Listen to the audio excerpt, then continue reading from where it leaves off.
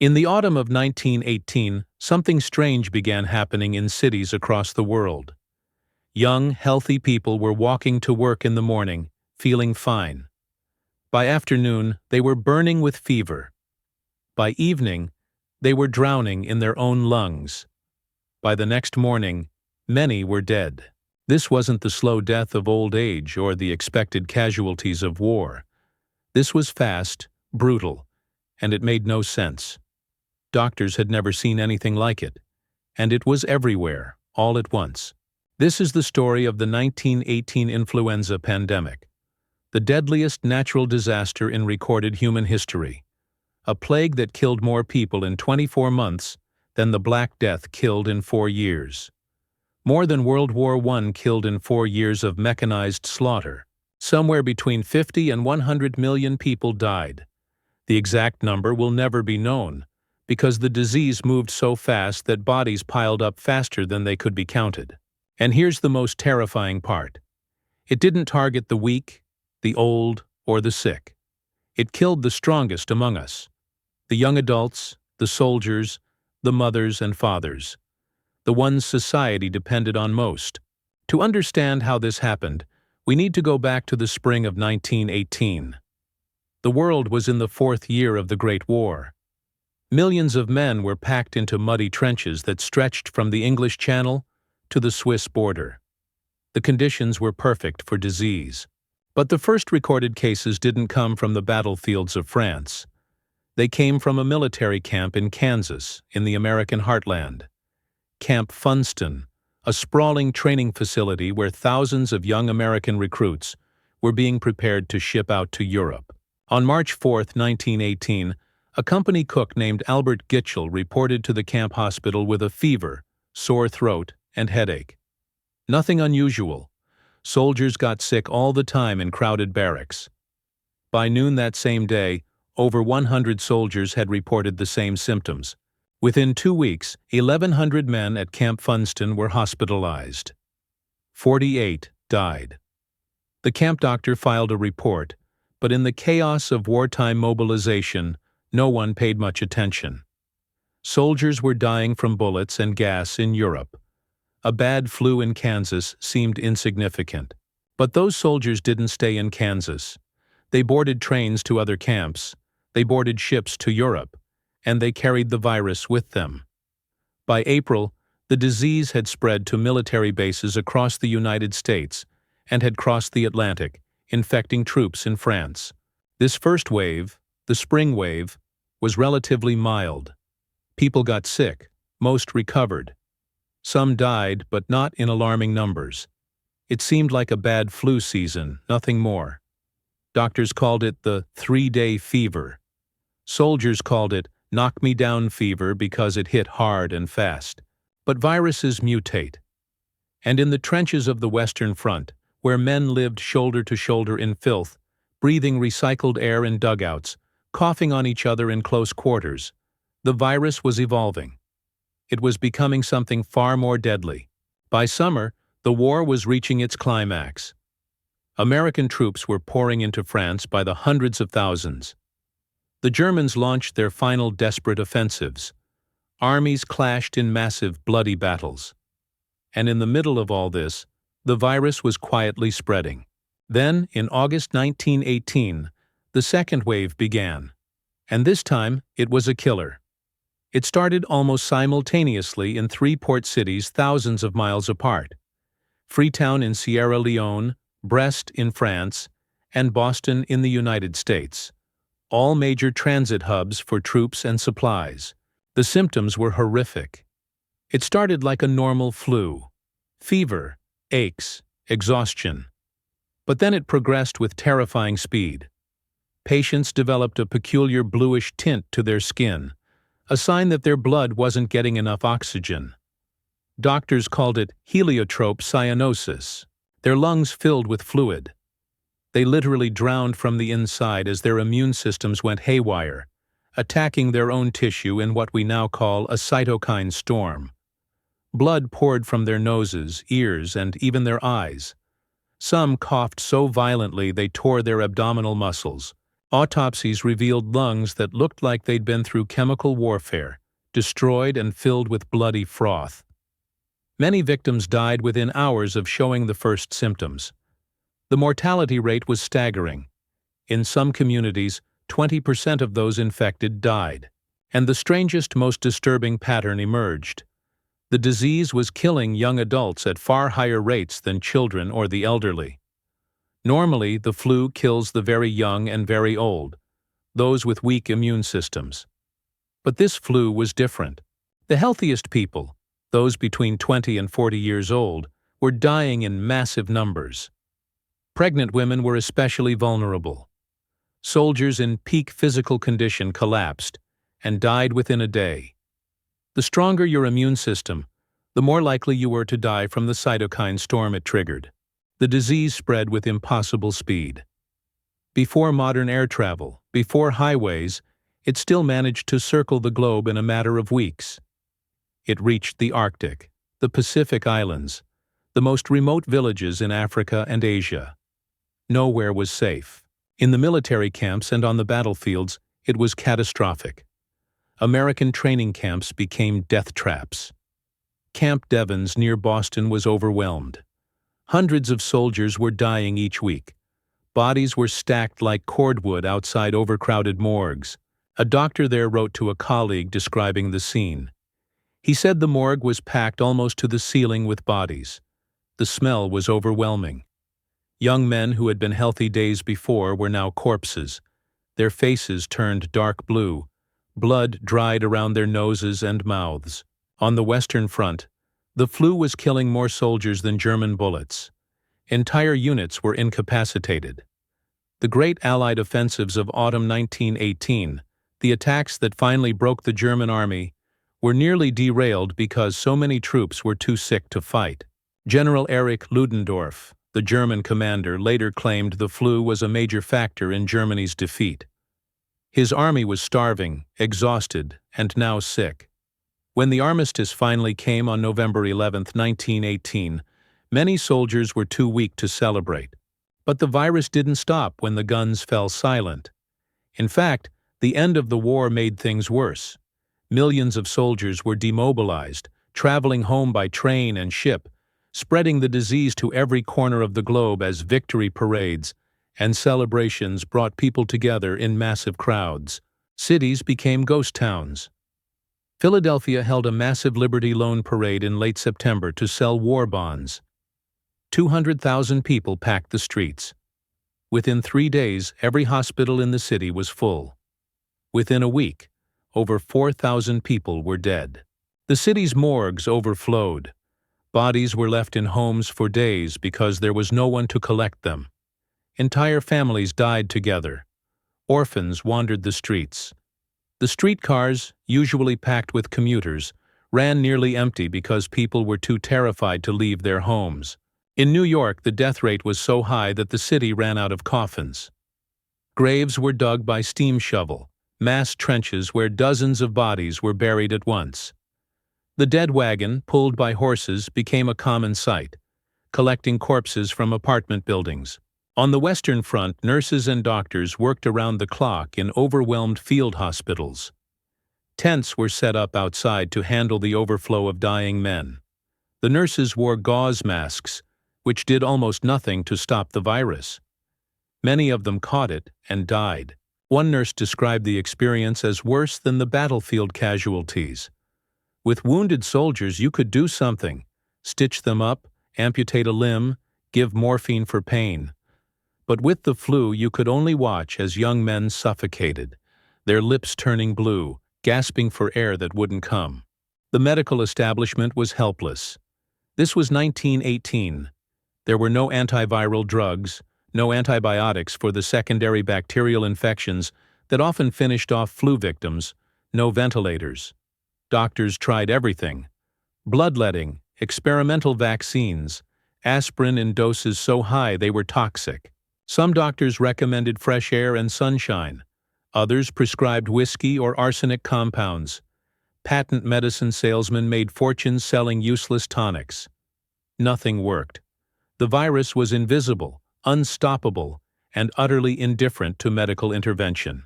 Public health officials did what they could with the tools they had. They closed schools, theaters, churches, and saloons. They banned public gatherings. In San Francisco, it became illegal to appear in public without wearing a gauze mask. Police arrested people for sneezing in public. The masks became a symbol of the pandemic. Photographs from the time show entire cities of people wearing white gauze masks, looking like an army of surgical patients. Streetcar conductors, shop clerks, police officers, everyone masked. But the masks didn't work well. The virus passed right through the loose weave.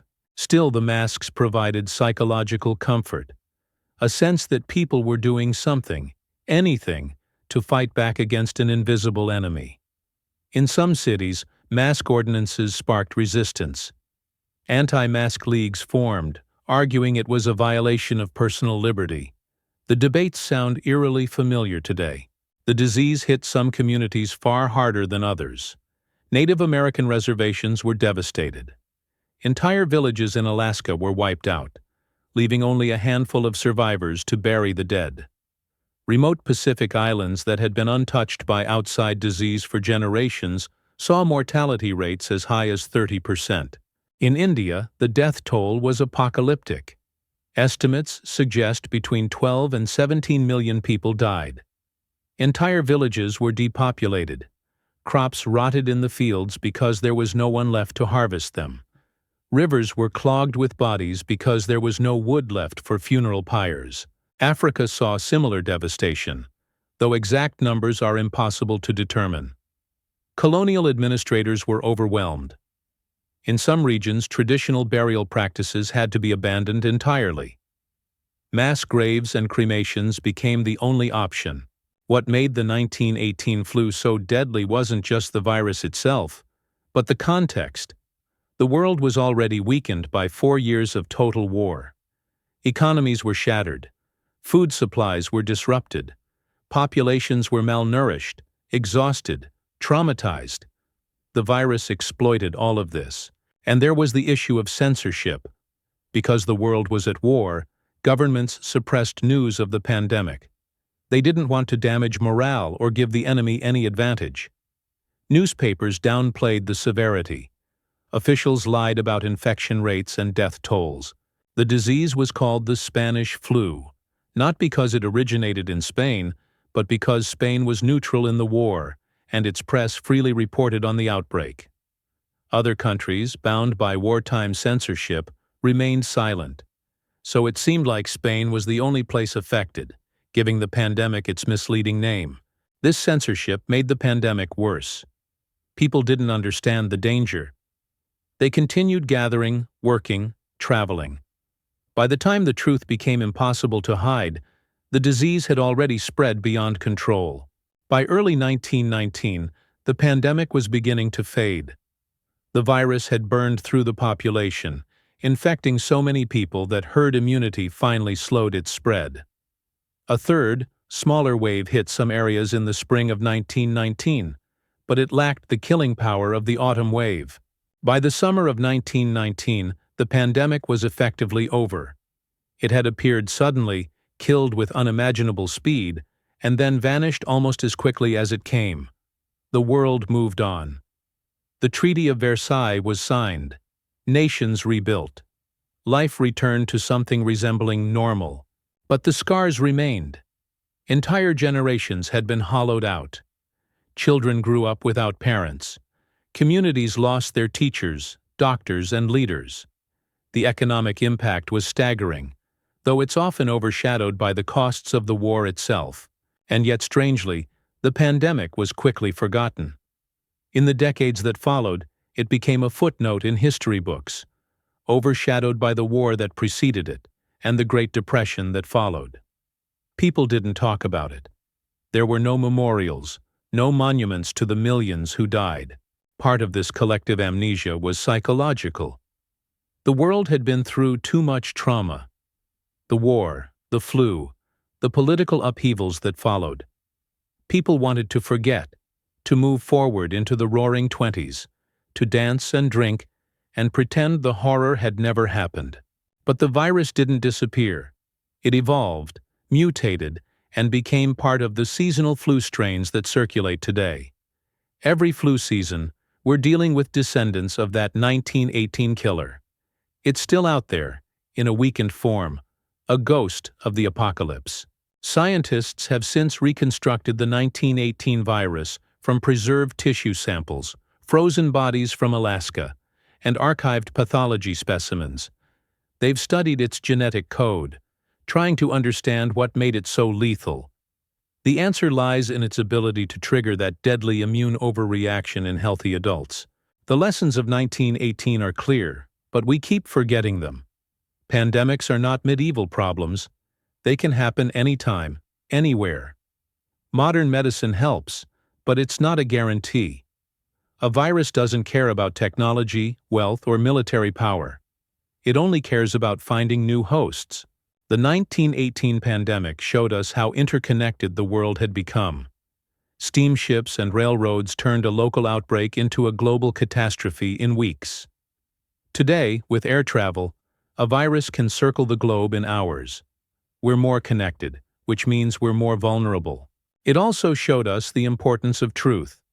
The censorship and misinformation of 1918 made the pandemic worse.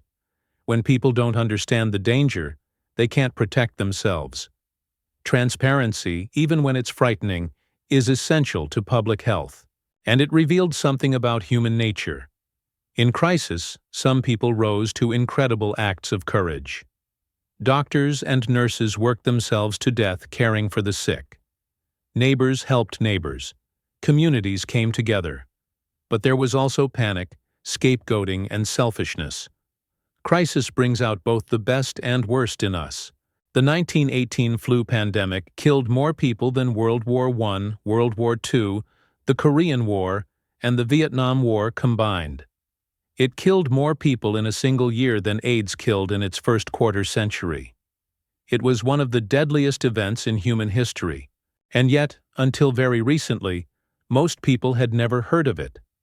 It took another pandemic, COVID-19, to remind the world that this can still happen, that diseases can still spread globally, that modern medicine, while better than 1918, is not invincible. The parallels are striking. The rapid global spread, the debates over masks and lockdowns, the misinformation, the exhausted healthcare workers, the mass graves, the economic devastation. It's as if history pressed repeat on a century-old nightmare. But there are differences too. In 1918, people had no idea what a virus even was. They couldn't see it under a microscope. They had no tests, no treatments, no vaccines. We have all of that now. Science has advanced enormously. But the virus still spreads. People still die. And society still struggles to respond. The 1918 pandemic was a test that humanity barely passed. We survived, but not through cleverness or preparation. We survived through sheer population size. The virus simply ran out of new people to infect before it killed us all. Today, we like to think we're better prepared. We have pandemic response plans, stockpiles of supplies, international health organizations, but plans are only as good as our willingness to follow them. And as we've seen, that willingness can be fragile. The young soldiers who shipped off to Europe in 1918 thought they were going to fight Germans. Instead, many fought an invisible enemy that killed more efficiently than any army. The nurses who volunteered thought they'd treat bullet wounds. Instead, they watched young men drown in their own lungs. The families who gathered for parades and victory celebrations had no idea they were walking into a death trap. The doctors who prescribed useless treatments didn't know they were useless. Everyone was doing the best they could with what they knew. And it wasn't enough. That's the hardest lesson of 1918. Sometimes doing your best isn't enough. Sometimes nature throws something at us that we simply can't stop. The best we can do is slow it down, buy time, help each other survive until it burns itself out. The world that emerged from 1918 was fundamentally changed. The combined trauma of war and pandemic shaped the 20th century. It shattered old certainties, undermined faith in progress and authority, and left a generation wondering if civilization was more fragile than anyone had thought. The Roaring Twenties, the decade that followed, was in many ways a reaction to this trauma. People wanted to live fast, loud, and bright because they'd seen how quickly life could be snuffed out. They'd learned that tomorrow was never guaranteed. And the ghost towns. Not literal ghost towns like the gold rush left behind, but communities that were never quite the same. Places that lost too many people too quickly. Schools that never reopened because there weren't enough children. Churches that closed because entire congregations died. The 1918 pandemic was more than a medical event. It was a civilizational earthquake. It killed more people than any war. It disrupted economies, politics, and culture. And then, eerily, it was forgotten. Buried under the rubble of the 20th century's other catastrophes. But every few generations, the universe reminds us. A new flu strain emerges. Avian flu, swine flu, and then a coronavirus that shut down the modern world. Each time, we rediscover the lessons of 1918.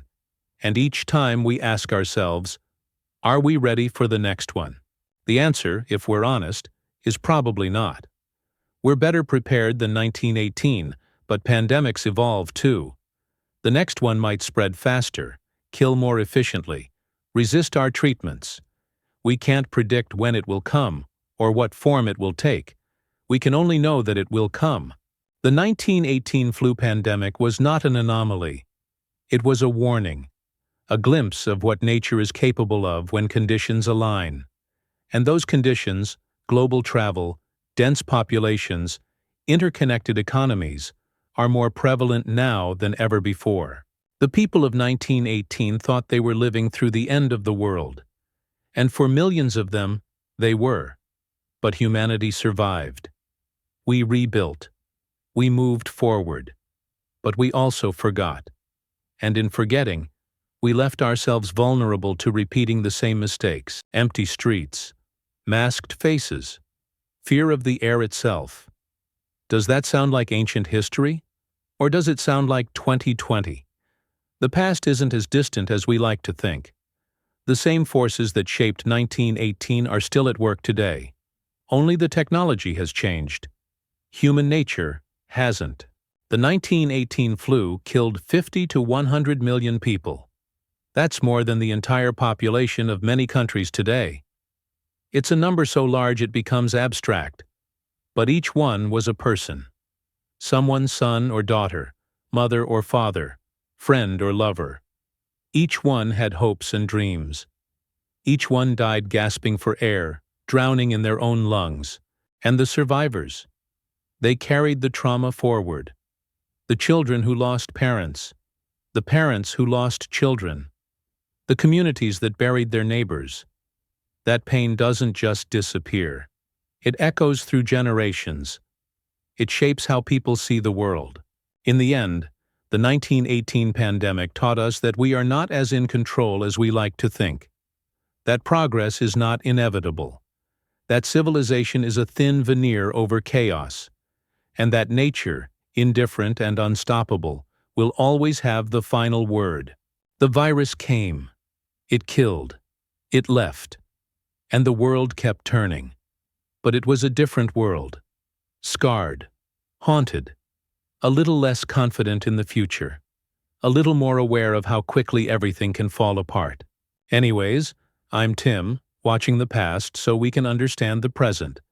And together we keep history reborn. I'll see you in the next era.